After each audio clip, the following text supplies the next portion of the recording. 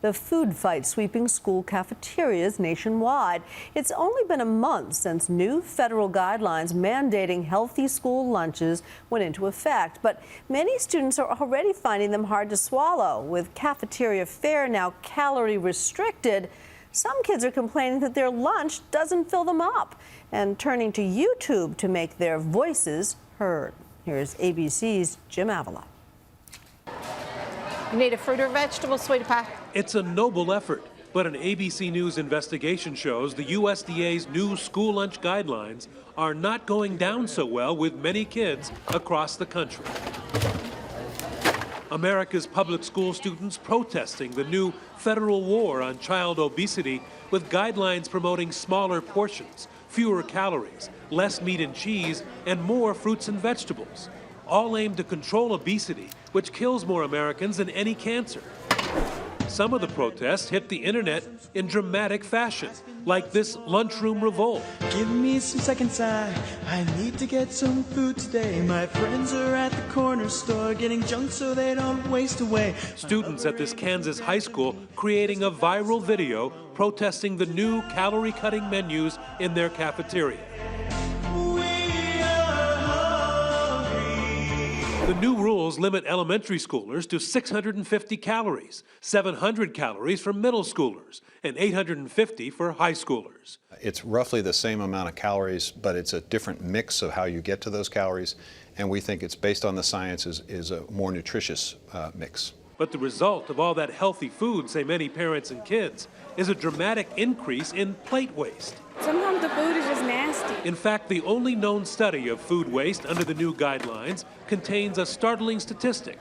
Kids are now throwing away twice as much food as last year. If you just plop the vegetables and plop the fruit there and don't do anything else, waste goes up. Waste goes up about 97%. We visited a school in suburban Chicago just this month where middle schoolers analyzed their lunch waste and were shocked to find 46 boxes of unopened pears.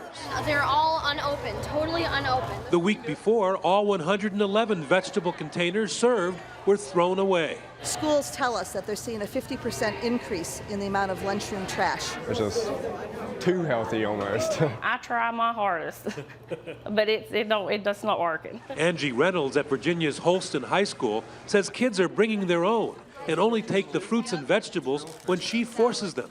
They complain the food is tasteless. A lot of it is going in the trash. The secret ingredient, perhaps missed most by the students and even the lunch ladies, is so secret it's hidden way back here in the supply room behind a locked door and underneath one of the boxes. That ingredient? Salt. The new school lunch rules place limits on salt, ketchup, and sugar, flavors kids crave. The first rule of food is that nobody's going to get any nutrition out of it if you don't eat it. The trash can does nothing for you nutritionally. But the USDA says it's working in some schools. We're seeing elementary school children probably more receptive to this than high school students, which is understandable because high school students have gone through perhaps 10 or 12 years of schools with a different sort of formula. And that Cornell study finds there are creative ways to cut down on plate waste, that by moving the healthy choices to the front of the buffet and making up names for vegetables like power beans or X-ray vision carrots, plate waste will drop dramatically.